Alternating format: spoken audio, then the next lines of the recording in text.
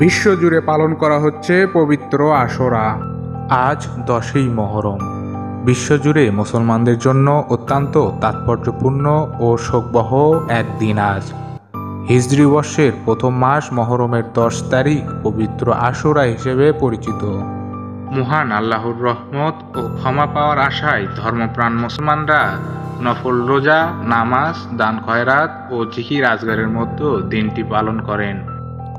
আরবি আশারা শব্দের অর্থ 10, আর আশুরা মানে দশম, আর মহরম অর্থ সম্মানিত।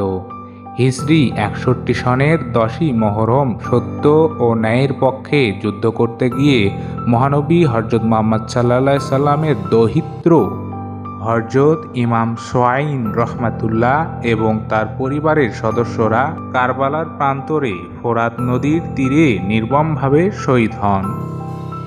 শান্তি ও সম্প্রীতির ধর্ম ইসলামের মহান আদর্শকে সমুন্নত রাখতে হযরত ইমাম সোয়াইন রহমাতুল্লাহ এর আত্মত্যাগ মানবতার ইতিহাসে সমুজ্জ্বল হয়ে আছে।